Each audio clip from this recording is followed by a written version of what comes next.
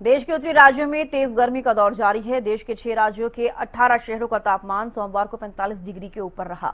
इन राज्यों में राजस्थान, हरियाणा, उत्तर प्रदेश, मध्य प्रदेश, दिल्ली और ओडिशा शामिल हैं। राजस्थान का श्री गंगानगर 47 डिग्री के साथ देश में सबसे गर्म रहा। दिल्ली एनसीआर समेत पंजाब, हरियाणा, राजस्थान, मध्य प्रदेश, उत्तर प्रदेश के ज्यादातर जिलों में मंगलवार को भी हीटवेव और तेज गर्म की चेतावनी दी गई है, यानी कि हीटवेव की चेतावनी दी गई है और तेज गर्मी पड़ेगी, इसकी भी चेतावनी दी गई। इसके अलावा दिल्ली में आज भी तापमान 45 डिग्री सेल्सियस के पास जा सकता है। राज्य में अगले 2 दिन के लिए हीटवेव गर्मी का ऑरेंज अलर्ट जारी किया गया है। मौसम विभाग ने राजस्थान में तेज हीटवेव का रेड अलर्ट जारी किया। सबसे ज्यादा असर पश्चिमी जिलों जैसलमेर, बाड़मेर, जोधपुर, पाली, जालौर, सिरोही में देखने को मिलेगा।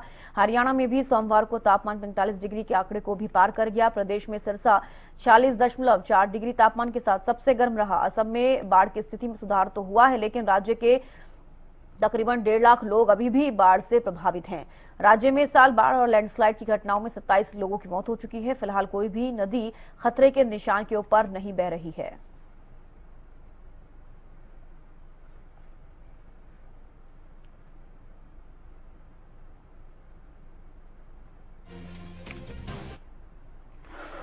जितेंद्र शर्मा पानीपत से हमारे साथ लाइव जुड़ गए हैं। जितेंद्र, देखिए लगातार गर्मी का प्रकोप जारी है।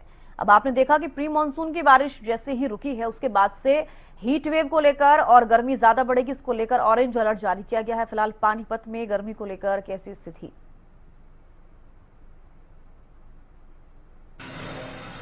बिल्कुल आपने ठीक कहा कि जिस तरीके से जलवायु परिवर्तन हुआ और जलवायु परिवर्तन होने के बाद हमने देखा था कि किस तरीके से मई माह के अंदर जो है बिन चाहे जो है बारिश हुई है, लगातार मौसम भी बदलता रहा है। लेकिन उसके बाद जो है आप ये कहेंगे कि 5 तारीख के बाद मौसम वैज्ञानिकों ने जिस तरीके की चेतावनी दी थी, उसको लेकर वो साफ नजर आ रहा है। क्योंकि देखिए 25 तारीख की संभावनाएं जताई जा रही है कि मानसून आएगा, लेकिन लगातार जो है टेम्परेचर जिस तरीके से बढ़ रहा है। कल की अगर मैं बात करूं तो पानीपत में 41 डिग्री टेम्परेचर था और मिनिमम जो है वो 26 से 27 डिग्री टेम्परेचर था, मिनिमम था।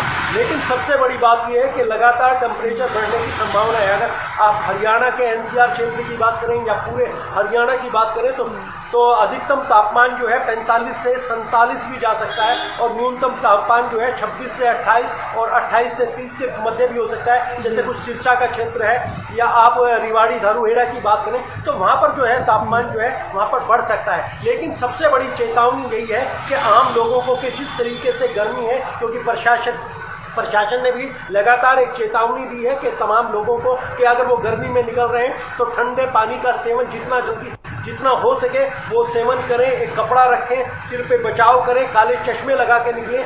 क्योंकि जिस तरीके से, और हमने देखा था कि हवाओं का भी तेज प्रकोप हमने देखा था कि किस तरीके से कल जो है 10 किलोमीटर प्रति गति से जो है वो हवाएं चल रही थी और लोगों के थपेड़े लग रहे थे। तो इन दिनों में ये जो आने वाले 4 से 5 दिन है, ये काफी इस तरीके के बताए हैं मौसम वैज्ञानिकों ने। इसके अंदर बचाव करना अनिवार्य है, क्योंकि इसमें जो है बीमारी भी ज्यादा चांसेस हो रहे हैं, लोग बाग बीमार भी हो रहे हैं। और उसका सबसे जीता जागता कारण ये भी है क्योंकि एकदम से लोग बाग एसीओ में बैठते हैं, एसी में वातावरण अनुकूल होता है और उसके बाद एकदम टेम्परेचर में 44, 45, 41, 42 में निकलते हैं, तो उसकी वजह से बीमारी भी लग रही है। तो यही कारण है कि लगातार प्रशासन अपील कर रहा है कि तमाम अगर आवश्यकता हो तो घर से निकलें, वरना ठंडी जगह रहें और अपने बच्चों को भी सुरक्षित रखें। बिल्कुल जितेंद्र, ये आपने बिल्कुल सही कहा कि अगर आप अनुकूल तापमान में हैं और उसके बाद अगर आप बाहर जाते हैं 43 डिग्री 45 डिग्री तापमान झेलते हैं तो सर्द गर्म से भी आपकी तबीयत बिगड़ सकती है। और ऐसे में आमतौर पर देखा भी जा रहा है कि इन दिनों काफी ज्यादा लोगों की तबीयत खराब हो रही है। लेकिन मेरा सवाल ये भी है कि मानसून कब एक्टिव होगा ये एक अलग चीज, लेकिन क्या इससे पहले लोगों को राहत मिल पाएगी? खासतौर पर हरियाणा में बात की जाए तो, क्योंकि जैसे केरल में मानसून पहले एक्टिव हुआ 8 दिन पहले, हरियाणा में क्या पहले एक्टिव हो सकता है या फिर तय समय पर ही मानसून आएगा?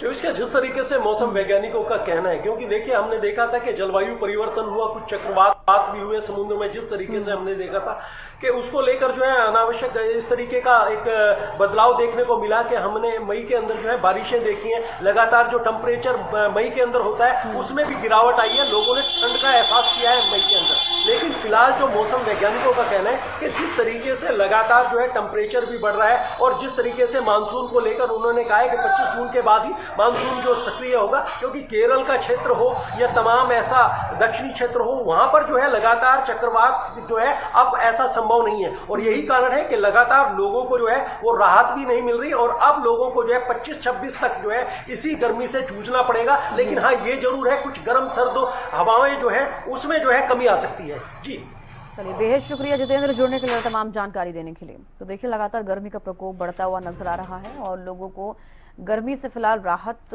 मिलने की उम्मीद नहीं देखी जा रही जब तक मानसून एक्टिव नहीं होता है। और अगर कुछ मौसम परिवर्तनशील होता भी है तो लोगों को राहत नहीं मिलेगी। 10 से 15 दिन लोगों को गर्मी झेलने के लिए मजबूर होना पड़ेगा। कल से अब तक देखा जा रहा है कि मौसम बहुत ज्यादा परिवर्तनशील हो चुका है, क्योंकि गर्मी बहुत ज्यादा बढ़ गई है। हीट वेव का असर देखने को मिल रहा है। जिस तरीके से लू की चेतावनी दी गई थी, ऑरेंज अलर्ट जारी किया गया था, अब तमाम उसी तरीके से चीजें देखने को मिल रही हैं। तो गर्मी से बचाव के उपाय हैं, हाइड्रेटेड रहिए, गर्मी से आपको धूप से बचें, क्योंकि धूप से सबसे ज़्यादा गर्मी लगती है। हल्के कपड़े पहने, कॉटन के कपड़े का इस्तेमाल करें, सिर को ढकें, छाते का आप इस्तेमाल कर सकते हैं। किसी कॉटन के कपड़े से आप अपने सर को ढककर बाहर निकल सकते हैं।